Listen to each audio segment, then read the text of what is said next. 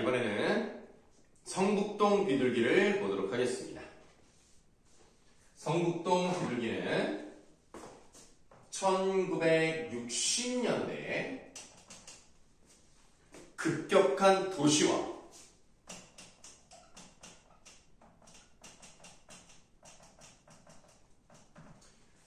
이런 급격한 도시화 때문에 도시가 개발되고 자연이 파괴되는 그런 모습을 그리고 있습니다.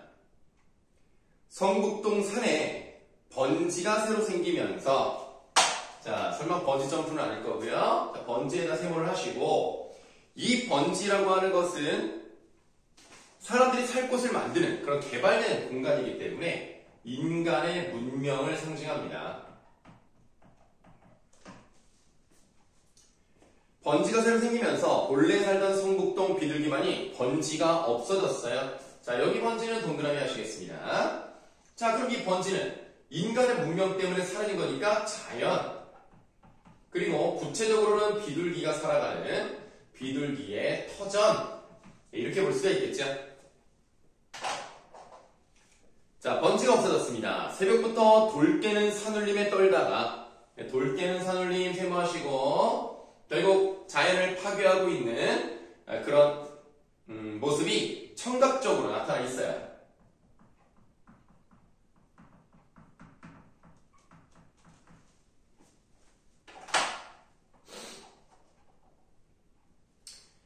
그래서 그런 돌 깨는 산 울림에 떨다가 가슴에 금이 갔다, 시각적인 모습이 나타났죠. 그래도 성북동 비둘기는 하느님의 광장 같은 새파란 하늘, 아침 하늘에, 또 시각이고요. 성북동 꺽쇠. 성북동 주민에게 축복의 메시지나 전하듯 성북동 하늘을 한 바퀴 휘돈다. 닫으시면 이렇게 자연이 파괴돼서 터전을 잃었음에도 불구하고 인간을 축복이라도 하는 듯이 그 위를 날았어요. 그래서 인간과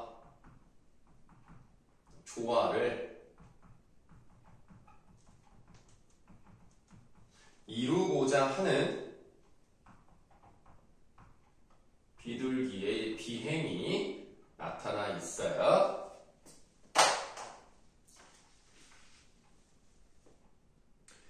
성북동 메마른 골짜기에는 조용히 앉아 콩알 하나 찍어 먹을 널찍한 마당은커녕 가는 데마다 채석장 포성이 메아리 쳐서 그 돌을 깨잖아요. 그 돌을 깨서 그 돌을 뭐 이제 공사를 한다든가 여러 가지 재료로 쓰겠죠. 채석장 포성에다 세모하시고 청각적 심상이고요. 채석장 포성이 메아리 쳐서 피난하듯 지붕에 올라앉아 아침 구공탄 굴뚝 연기에서 향수를 느끼다가 향수에다가 내모하세요. 그러니까 옛날에 그리운 그런 마음이 드러나 있는 거죠. 무엇을 그리워하는가? 사람들과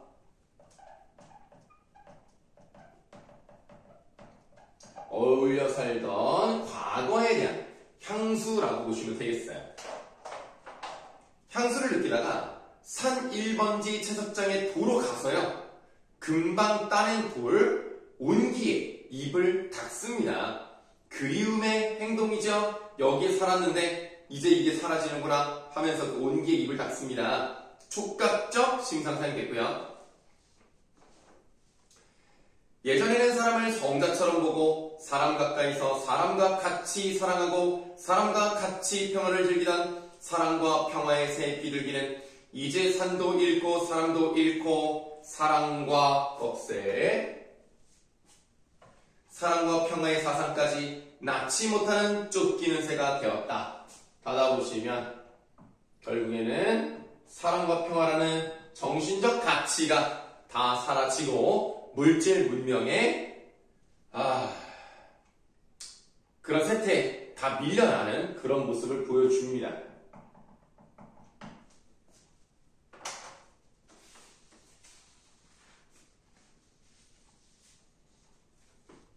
근데 우리가 성북동 비둘기를 좀 받고 뒤로 이렇게 넘어가시면 재밌는 시가 또 있어요. 김광석 시인에게 라는 시가 나왔는데요. 이 시가 좀 특이합니다. 우리가 이런 것들 이제 상호 텍스트적 이제 맥락이라고 하는데요. 어떤 작품이 먼저 나왔어요? 근데 그 작품에 대해서 뭔가 대답해주는 듯한, 연결해서 말해주는 듯한 그런 작품이 하나 나왔다는 거죠. 그게 바로 김광섭 시인에게. 성북동 비둘기를 쓴 김광섭은 1960년대를 배경으로 글씨를 썼어요. 자연이 밀려나는 그런 거를 썼는데 이 사람은 20년 정도 뒤인 80년대의 배경으로 비둘기가 어떻게 살아가고 있는지를 보여주고 있습니다. 자, 60년대 초 당신이 살던 성북동에서는 이게 김광섭을 말하는 거죠. 비둘기를 채석장으로 쫓겨 돌부리를 쪼았다는 거예요.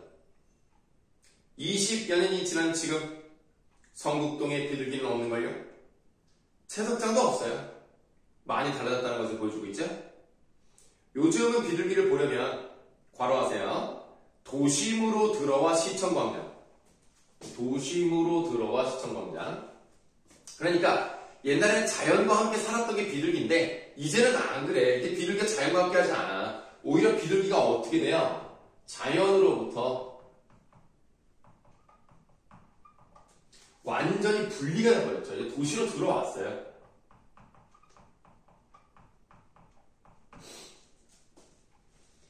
그리고 뭘 먹습니까?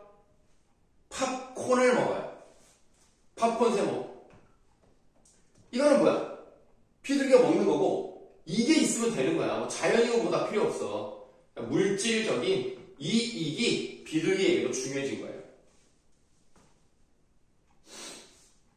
그러면 순식간에 몰려드는 비둘기 때의 모습이 나타나죠. 아주 그냥 이거 먹으려고 이익을 얻으려고 가치를 추구하는 물질적 가치만 빠르게 반응을 하고요. 심지어는 겁없이 손등까지 올라와요. 대담하죠? 만두도 도망가지 않고요. 소리쳐도 그냥 얌전히 팝콘을 먹습니다. 어때요? 계속 물질적인 이익에만 눈이 돌아가죠. 나머지 부스러기 하나 마저 먹으면 올 때처럼 어디론지 사라져버리는 비둘기를 만날 수 있어요. 그때에는 동그라미 하세요. 눈으로 손으로 애원. 물질적 이익이 아닌 다른 것으로 함께 하려고 해도요. 다시 오지 않거든요. 그럼 요게 뭐랑 반대예요? 팝콘이랑 반대가 되겠고요. 그래서 팝콘과 대비되는 시어고요. 요거는 물질이 아닌 진심으로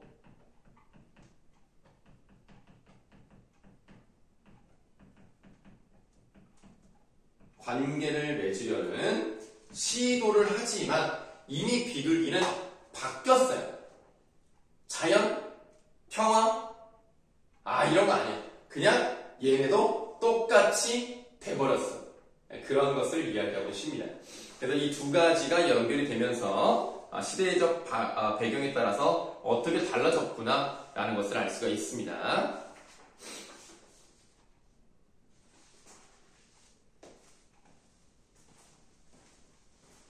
이런 것들을 이제 상호 텍스트적이라고 표현을 하는 거예요. 자, 이번에는 이제 그 다음에 있는 겨울숲을 한번 보도록 하겠습니다.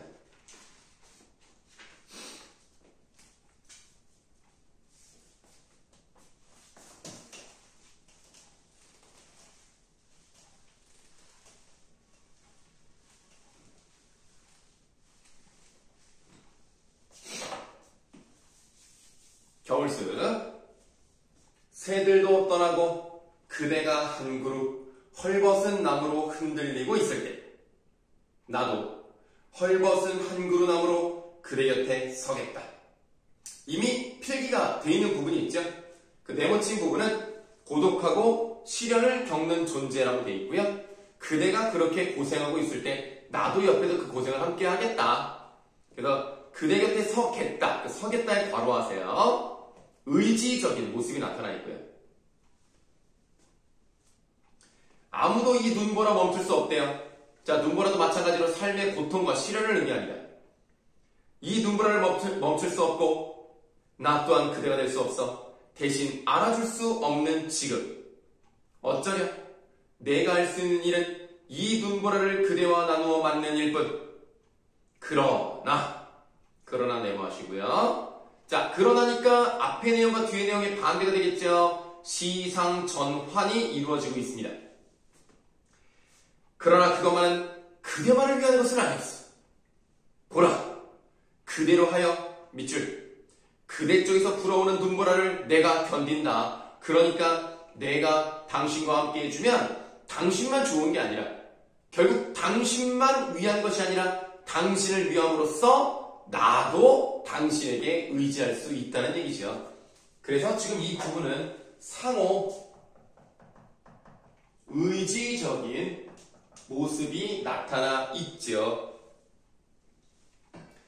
그리하여 언 땅 속에서 삶의 고통과 시련 속에서 암울한 상황 속에서 서로가 서로의 뿌리를 얽어쥐고 체온을 나누며 끝끝내 하늘을 우러 새들을 기다리고 있을 때 그러면 하늘과 새에다가 동그라미 하셔야 되겠죠. 이런 것들은 어떤 동경의 대상이랄까 기다림의 대상이랄까 그런 게 되는 겁니다. 긍정적인 의미를 가지고 있겠죠. 그런 새들을 기다리고 있을 때 보라 어느샌가 수많은 그대와 또 많은 날을 다시 할게요. 또 수많은 날을 사람들은 숲이라고 부릅니다. 나무가 화자일 수도 있겠습니다만 나무를 통해서 화자가 생각을 나타내는 것이다. 이렇게 보는 것도 가능하겠죠. 그래서 우리가 아까 봤던 첫사랑 이거랑 비슷한 느낌도 좀 줍니다. 어떤 자연현상이라던가 자연물을 통해서 시적 화자의 생각을 드러내고 있는 방식으로 나타나고 있습니다. 그래서 숲이라는 것은 민중들이 연대해서 화합을 이룬 상황입니다. 그것이 바로 겨울 숲으로서 함께 연대하고 함께 의지하는 그런 모습을 보여주고 있습니다. 풀과 같은 느낌의 시는 아니지만 뭐 굳이 연결시키려면 가능도 하죠. 그래서 같이 힘을 합쳐서 이겨내고 있는 그런 모습도 알 수가 있겠습니다. 자, 겨울숲 봤고요. 이번엔 나무를 한번 보도록 할게요.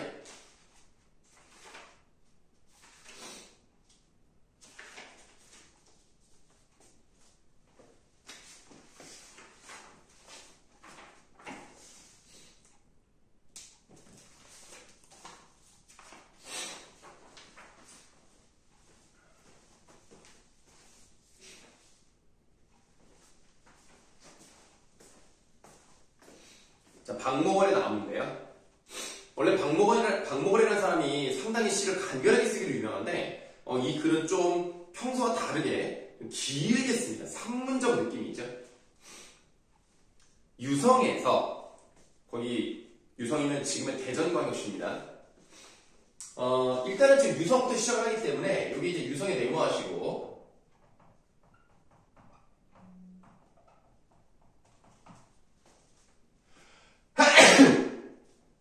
자, 여행의 출발지고요. 이때부터 이제 어떤 생각을 하게 되기 때문에 새로운 인식의 시작점이다. 이렇게 보면 돼요.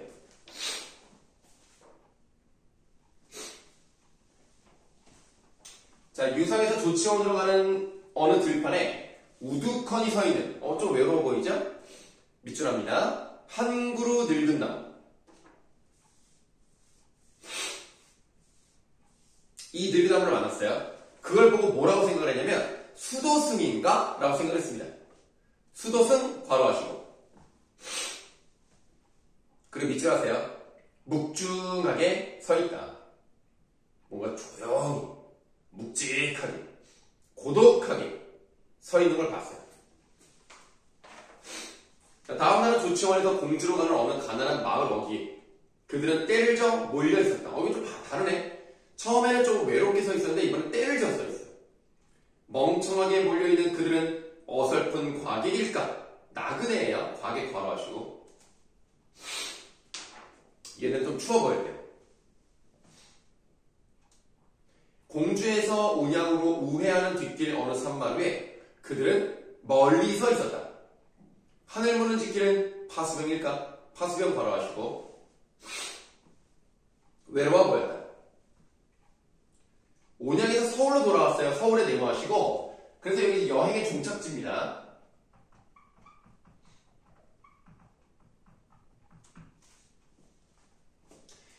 그리고 이제 처음에 이제 새로운 인식이 시작되는, 나무를 보면서 이런저런 생각을 했던 그 시작점에서 이제는 뭔가를 깨닫는 그런 곳까지 온 거예요. 그래서 본질적 인식의 도달. 자, 어떤 인식을 했는지를 이제 보시면 되는 겁니다. 서울로 돌아오자 놀랍게도 밑줄. 그들은 이미 내 안에 뿌리를 펴고 있었다. 그러면 나무와 화자의 일체화가 이루어지고 있네요. 한 몸이 됐네요. 묵중한 그들, 침울한 그들의 고독한 모습. 밑줄. 그 후로 나는 뽑아낼 수 없는 몇 그루의 나무를 기르게 되었다. 즉 인생의 본질을 깨닫는데, 인생의 본질이란 뭐라는 거예요? 고독하다는 겁니다. 이거를 깨닫게 됐다는 거예요. 선생님 생각에 이건 안 나올 것 같습니다.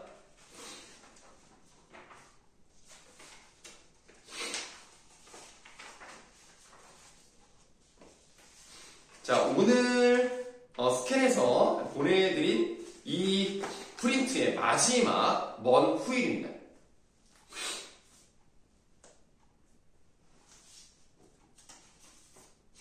이거 굉장히 간단합니다. 김소월 씨인데요. 김소월은 3음보를 현대적으로 계승을 아주 잘한 사람인데요. 이런 민요적 율격의 특징이 잘 나타나 있어요. 먼 훗날 끊고, 당신이 끊고, 찾으시면 끊으면 3음보. 알 수 있죠? 그 다음에 이별을 했다고 한다면, 이별을 해서 당신이 먼 훗날에 나를 찾으신다면 그때 내가 뭐라 그럴 거야? 잊었노라 라고 말할 거예요. 자, 잊었노라 바로 하시고. 그럴 수 있죠. 잊어버릴 수 있죠. 그러면 당신이 속으로 나무랄 수 있어요. 겉으로 말은 안 하지만 아무리 그래도 나를 벌써 잊었다니 좀 섭섭하군, 이럴 수 있어요. 그러면 무척 그리워하다가 잊었어요 라고 말할 거예요. 그래도 당신이 나무라면 믿기지 않아서 잊었어요 하면 잊었노라가 3번 나왔기 때문에 반복이 됐고 운율을 형성한다고 알 수가 있어요. 근데 3면까지 보시면은 잊었다는 것을 중점으로 두고 있지만 마지막에 이런 말이 나와요. 오늘도 어제도 안이 있고요. 먼 훗날 그때 잊었노라라고 한다면 사실은 이 사람은 잊지 않았다는 걸 알 수가 있어요.